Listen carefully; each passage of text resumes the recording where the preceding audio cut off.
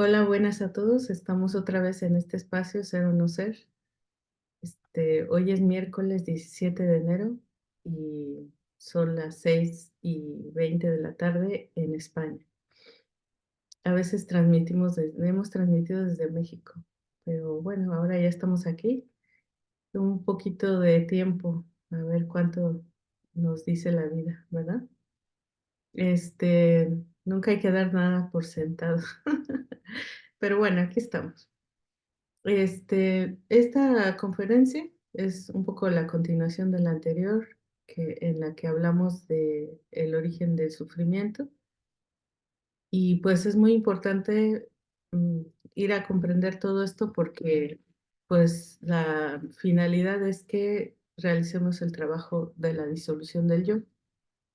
Por eso esta serie de conferencias que pues nos dan una idea de dónde viene el yo, ¿verdad? A ver, un momento. Perdón, es que estos días voy con mucha prisa para todos lados. Bueno, entonces, hablábamos de, pues, que el yo realmente es quien nos hace sufrir, ¿no? ¿Y de dónde viene? Pues viene de los venenos de la mente, de los que hablamos la semana pasada, pero principalmente, el origen es la ignorancia. Y muchos me van a decir, bueno, pero ¿por qué la ignorancia? ¿No? Este, como que podría haber otro origen, pero no puede haber otro origen, porque la ignorancia es la que nos lleva a cometer errores. Por eso vamos a entender que el yo son errores. Eh, el origen del yo es primero la ignorancia y los errores que nos hace eh, cometer la ignorancia. Nuestra esencia, como dijimos la semana pasada, baja de las estrellas. Nuestros padres, junto con la naturaleza, nos dan un cuerpo físico y en ese cuerpo físico entra ese germen que viene de las estrellas, ¿verdad? Pero no está totalmente libre. Solamente tenemos libre el 3% ahora. Bueno, vamos a remontarnos a cuando sí estaba todo libre, ¿no? Porque de eso se trata, ¿no? De comprender de dónde viene todo esto.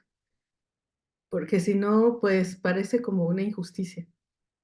Y eso es muy importante porque quien se inconforma así feo contra la vida no puede avanzar porque su corazón está amargado, ¿no? En angustia. Entonces tenemos que entender que pues esto no somos ajenos a lo que estamos viviendo, ¿no? A veces dicen, es que un niño que no ha tenido tiempo de pecar o de cometer ningún error ni nada, ¿por qué tiene que sufrir, no?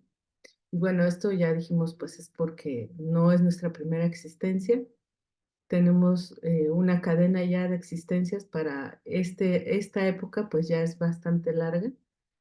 Eh, Cuando termine esta humanidad, la mayoría tendremos 108 existencias vividas. Y entonces eso quiere decir que por lo menos vamos en las ciento y tantos. Ciento y cuánto, pues quién sabe, ¿verdad? Podría ser 101 o podría ser 107 o 108. Lo que sigue, pues, es la involución, ¿no? Y la involución, pues, es más dolorosa todavía que esta vida. Por eso se le llama infierno, ¿no? Por eso muchas culturas tienen su infierno y está siempre ahí presente, no porque es un lugar de castigo, sino porque, pues, sí es en parte castigo, pero no concebido como con saña, ¿no? Porque a veces lo pensamos con una escala humana, ¿no? Como si hubiera ira en Dios o mala voluntad. Y pues no, en los dioses o en la divinidad o en el universo o como quieran.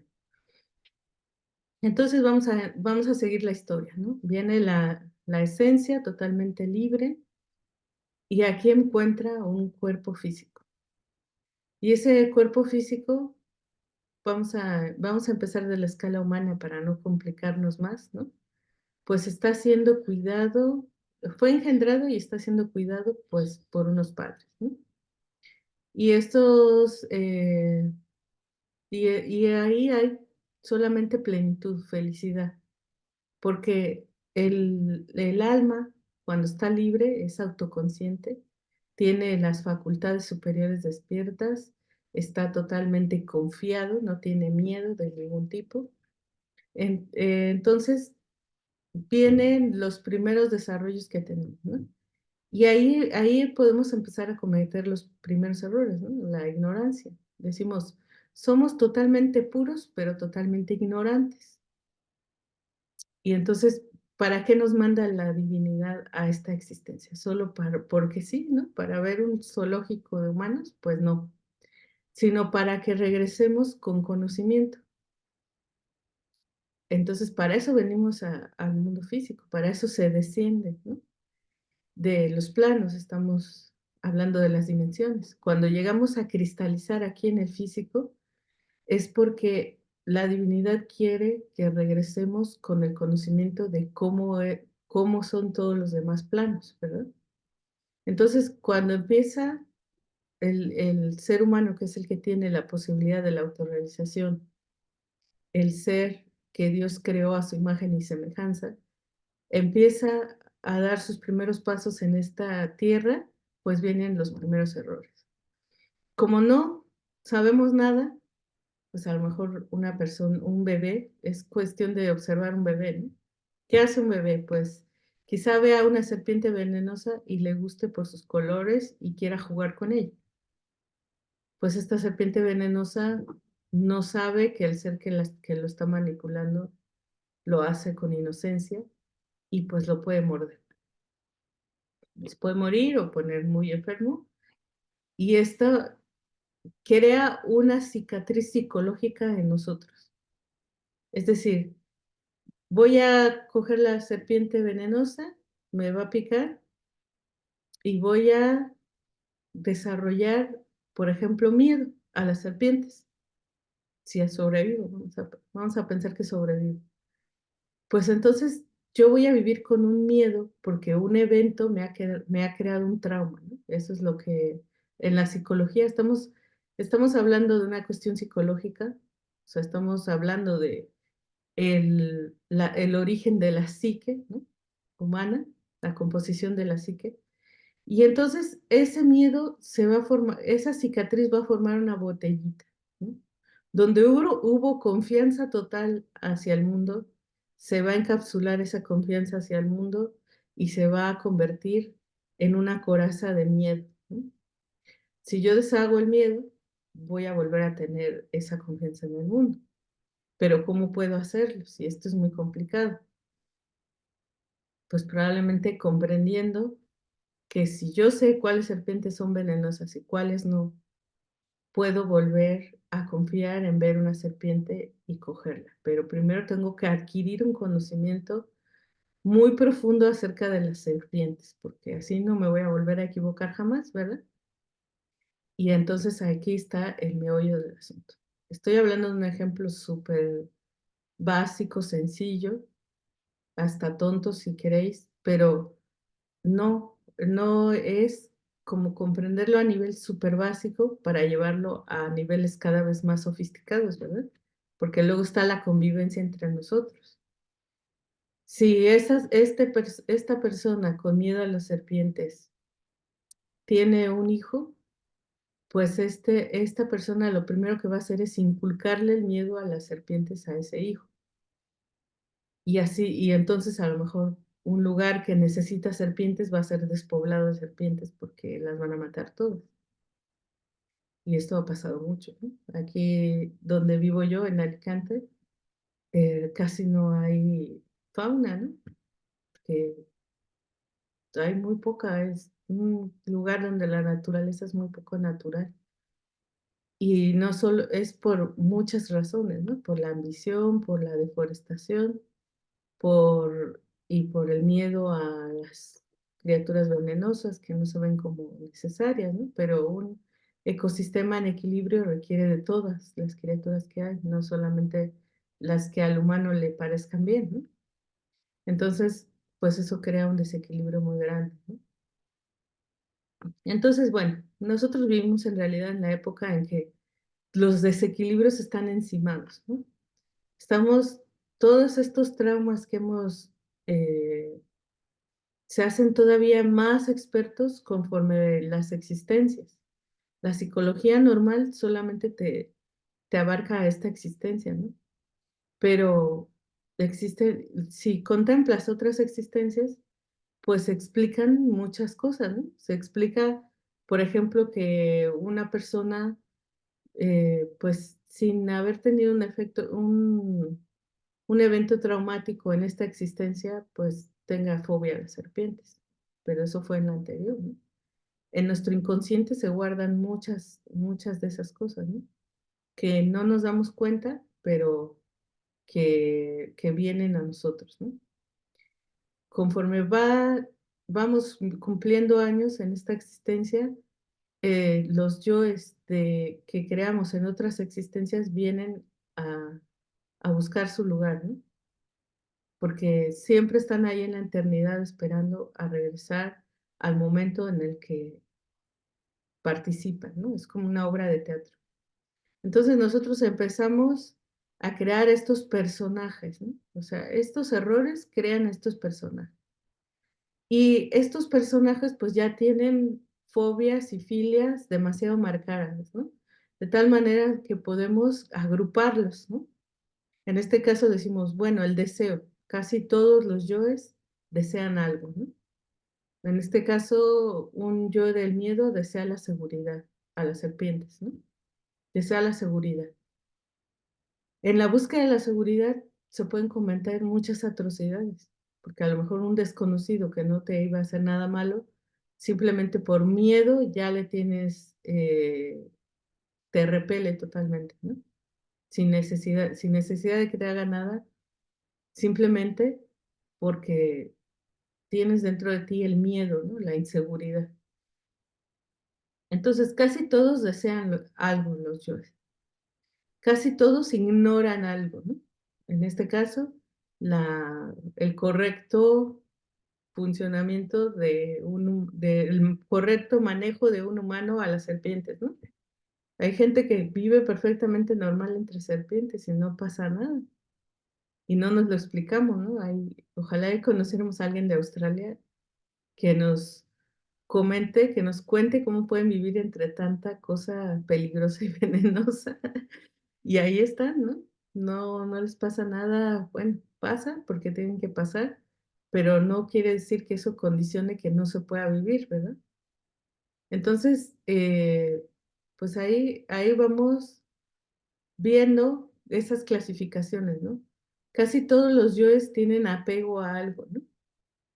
Esto puede ir cambiando de yo a yo, por eso estos análisis no los puede hacer otra persona, los tenemos que hacer nosotros, en nosotros mismos, porque son tantas las variables que es imposible de cruzarlas todas, ¿no? Entonces, cuando alguien tiene un apego, ¿no?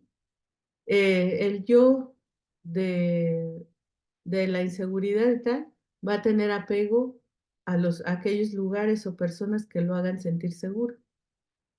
Y va a pensar que sin eso no va a poder vivir. Y entra una angustia, ¿no? Entra en un proceso de sufrimiento. Casi todos los yoes tienen odio, ¿no? En este caso, odian a las serpientes. Casi todos los yoes odian a las serpientes. Bueno, en este caso, este yo que estamos hablando. Es un trauma, pero se convierte en un yo, ¿no? Y ese yo tiene como una mente propia. Y esa mente propia es el pensador de todo lo que nosotros estamos viviendo todos los días de nuestra vida. Entonces, bueno, comprendiendo esto, pues cada uno de estos egos, que también se les llama agregados psicológicos, perdón, sí, agregados psicológicos, errores, eh, yoes, egos, bueno, hay muchas, incluso en la mitología o más bien cosmogonía egipcia se le llama los demonios rojos de Set. Y vamos a ver que en diferentes culturas les llaman de diferentes formas, ¿no? De hecho, siempre se les percibe en las culturas pues más avanzadas que son las del pasado, no las del futuro, se les percibe como enemigos, ¿no? Por ejemplo, en la cultura azteca o tolteca, se dice que tienes que sacrificar el corazón de tus enemigos. Y esto se refería a esto, a el yo psicológico. Pero luego vinieron los aztecas, que era un pueblo bárbaro, conquistaron a los toltecas y al llevarse la religión de los toltecas, malinterpretaron y degeneraron las cosas, ¿no? Entonces la gente pensaba que era justificado sacrificar el corazón de tus enemigos, pero lo veían como los enemigos de guerra, ¿no? Y pues no, eso no puede ser, eso es asesinato, ¿no?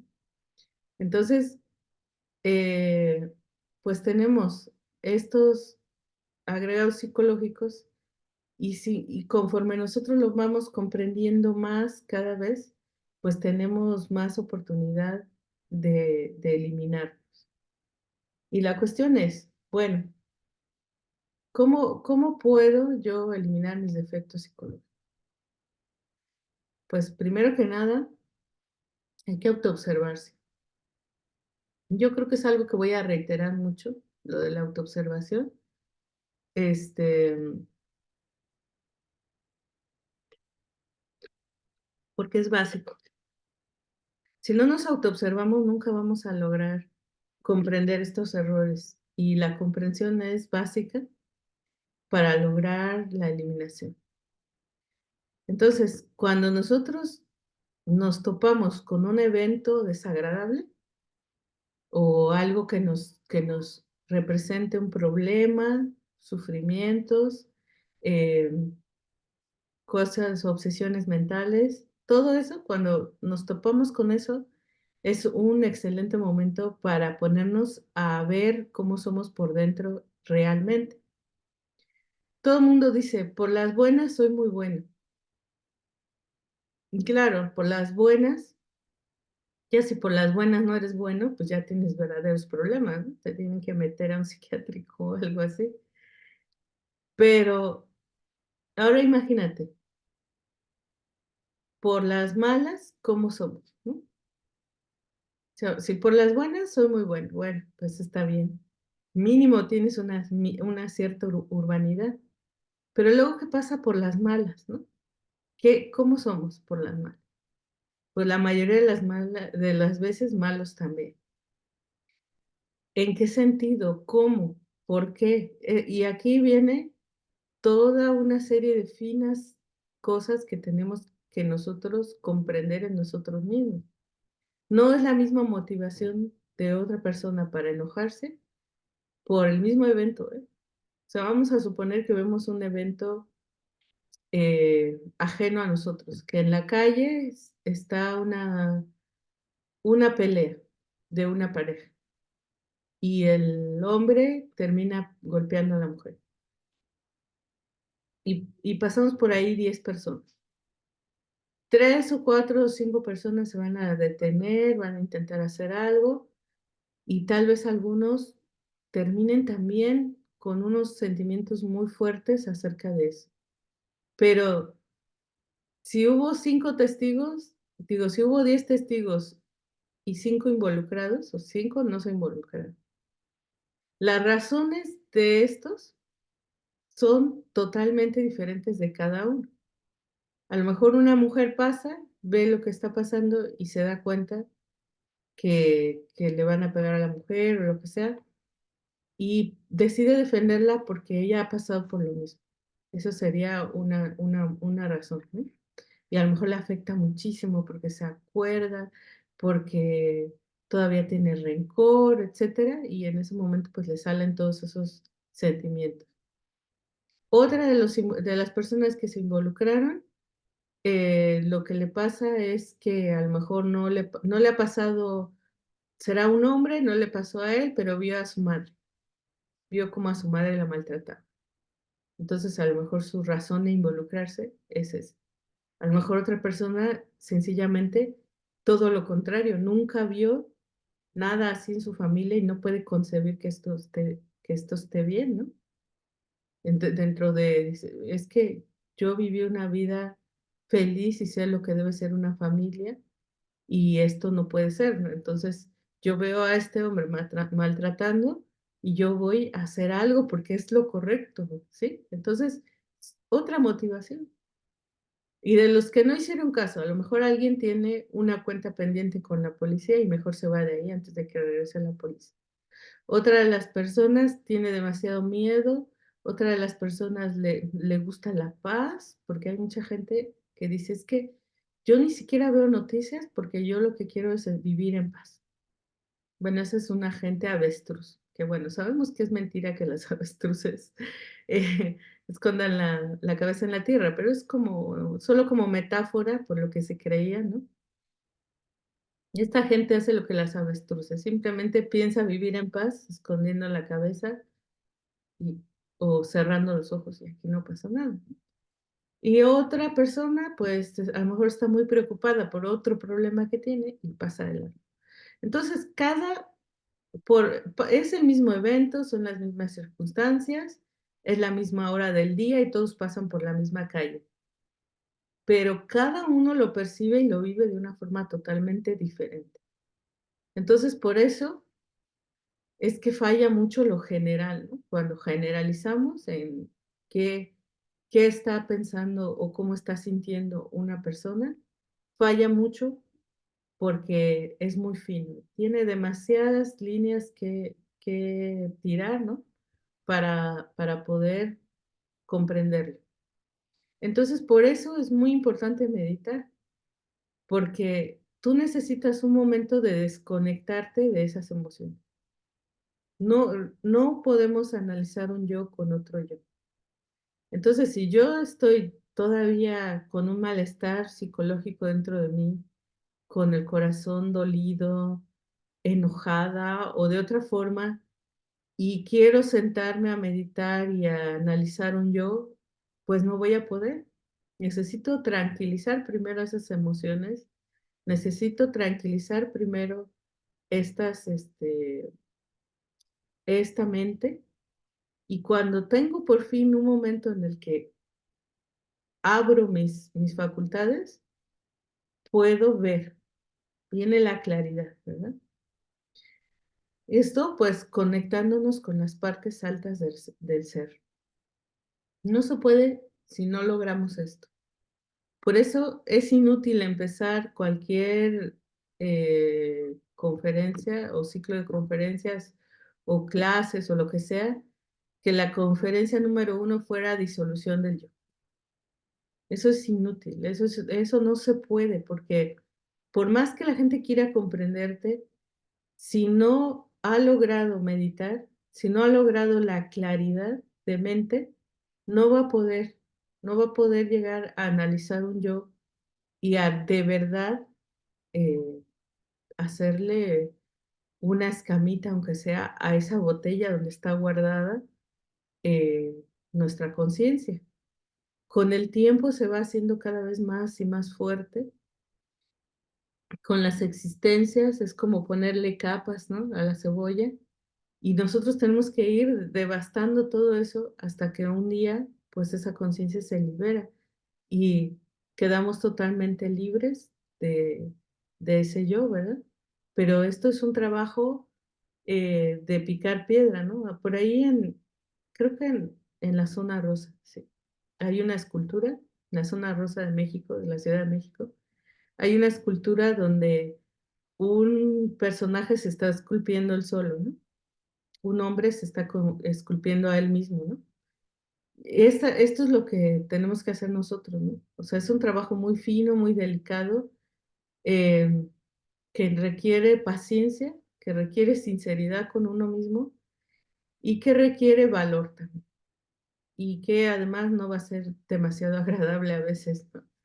Más bien, pues muchas veces vamos a descubrir cosas que no nos van a gustar. Y eso, pues hay que asumirlo, así es esto, ¿no? O sea, este, con ese mínimo de sinceridad con nosotros mismos que logremos, vamos a ir aceptando lo que vemos, ¿no? Y no tiene que ser un problema tan grande, no tiene que ser tan doloroso. Poco a poco es como nosotros vamos a ir viendo esto, ¿no? Y luego, pues, cuando llega esa íntima comprensión tan fuerte, pues entonces viene un momento en el que meditando, por ejemplo, y pidiendo que se nos elimine este ego, pues vamos a tener que acudir a la Madre Divina. Y pues yo creo que vamos a hablar en la siguiente clase del aspecto femenino de Dios, ¿no?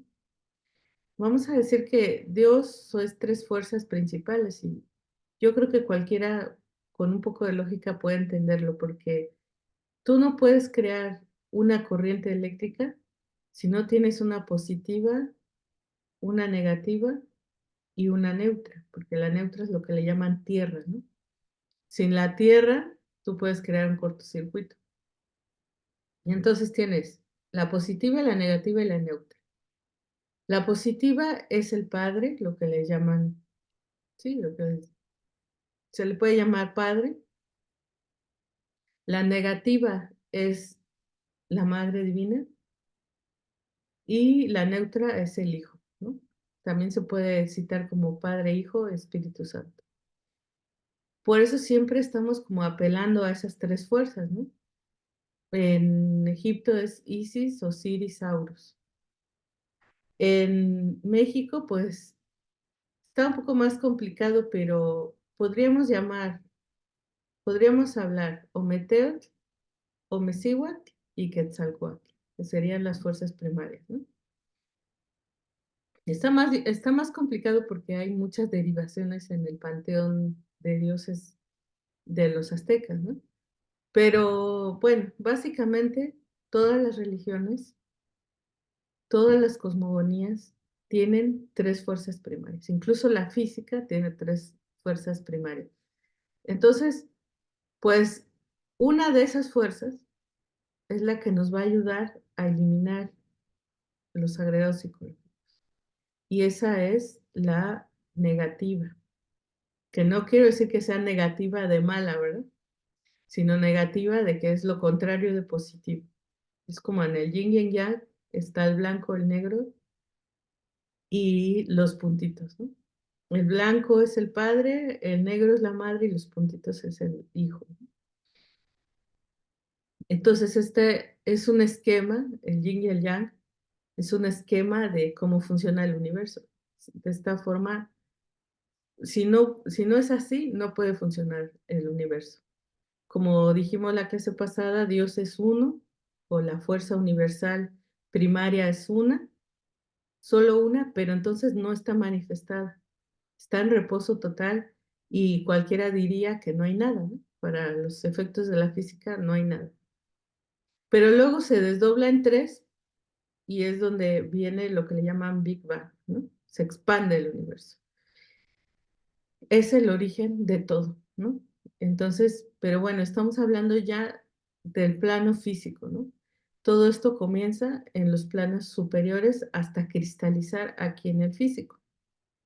Entonces, bueno, así, de esta forma, nosotros accediendo a estas partes del ser, podemos combatir contra nuestros enemigos, pero nuestros enemigos internos. Curiosamente, aprendiendo a conocernos a nosotros mismos y combatiendo a nuestros enemigos internos, conocemos a los demás y podemos combatir a nuestros enemigos externos, pero no para hacerles daño, sino para librarnos de las situaciones, ¿no? que nos trae todos los días la vida. Entonces, pues realmente, este, es la única forma en la que se puede avanzar, progresar en este trabajo, porque resulta que si tú solamente le das vuelta con la mente a todo, puedes tener una mejoría, pero que para empezar es muy poca y que se va a disolver en el tiempo. En cambio, cuando es permanente y es verdaderamente grande es porque viene del ser, ¿no? Por eso, pues todas las religiones te van a decir que necesitas a Dios en tu vida, ¿no? Y sí, es verdad, o sea, porque solos no podemos contra esto. Es más grande que nosotros esto que hemos creado y desgraciadamente para rescatar esa conciencia, pues necesitamos una gran fuerza, ¿sabes? Y esto hay que comprenderlo porque es como si a mí me dijeran, necesitas hacer un caldo. Bueno, pero no puedes usar el fuego. Pues entonces no va a haber caldo, ¿verdad? Para transformar algo de verdad se necesita una energía poderosa. Y bueno, siento que esto viene de la Madre Divina, está en nosotros también, tenemos que trabajar ambos. Y bueno, estamos hablando de la energía sexual. No solamente sirve para la generación, porque sabemos que la energía sexual pues es el origen de toda la vida, porque aunque sea una flor, necesita ser polinizada, ¿no? Quiere decir, siempre existe la generación con la energía sexual, así fuimos creados nosotros, tenemos este cuerpo físico. Pero también podemos aprovechar el resto de energía sexual, porque hay mucha, no solamente se puede usar para la procreación y ya, podemos aprovecharla a través de la Divina Madre o de la fuerza neutra, perdón, negativa, y de esta forma que nos ayude a utilizarla, a romper esas botellas que hemos creado, que son las del ego. Y bueno, pues yo sé que es un tema complejo, no va a estar tan complejo dentro de 2 o 3 clases, porque voy a explicar lo de la transformación de la energía, voy a explicar lo de la participación de la Divina Madre. En la siguiente clase voy a explicar lo de la Madre Divina, luego lo de la transformación de la energía y por último, cómo se utiliza esto para la disolución del yo. Yo creo que esas más o menos en ese orden o en otro van a ser nuestras siguientes 3 clases para que cada uno pueda enfrentar esto de verdad, porque la mayoría de la gente pues podemos darle vuelta, ver autoayuda, ver a los psicólogos, incluso tomar pastillas psiquiátricas, pero todo esto es temporal y superficial. Lo que es verdaderamente profundo es desarmar el origen de todo esto, de verdad. Pero bueno, tenemos que hacerlo con ayuda de nuestro ser, ¿no? Fuerzas superiores. En eso consiste el esoterismo, en eso consiste el ocultismo, en que se nos concede o se nos ha concedido por maestros la, el conocimiento de manejar fuerzas superiores, que eso la gente normal o común lo niega, pero los verdaderos malvados lo saben y lo usan en nuestra contra, ¿no? Entonces, hay que tener cuidado con la negación, ¿no?, de esto, porque quien no se preocupa por conocer, quien no ha llegado a los misterios, es una marioneta de las fuerzas oscuras que sí saben y que sí tienen todo el conocimiento que nos falta a nosotros. Bueno, pues vamos a dejarlo aquí. Si, si tienen, muy bien, Nietzsche. Sí es emocionante, ¿eh? Porque es cuando uno dice, he encontrado algo raro, una perla en el mar, ¿no? Y eso nos ha pasado a todos cuando nos entregan estos misterios. El problema es que no todos tienen el valor y la constancia, porque se requiere un trabajo, para llevarlos a cabo, pero ya no eres un ignorante. Puedes si quieres, porque ya en la excusa de la ignorancia ya no la tenemos, ¿verdad? Y bueno, pues hay que echarle ganas. Bueno, cuídense mucho, un gran abrazo. Muchas gracias por participar en esta clase. Nos queda nada de tiempo. Este, si tenéis alguna pregunta, tenemos unos 30 segundos. Y si no, pues bueno, feliz semana a todos. Y pues nos vemos en la siguiente clase. Un abrazo.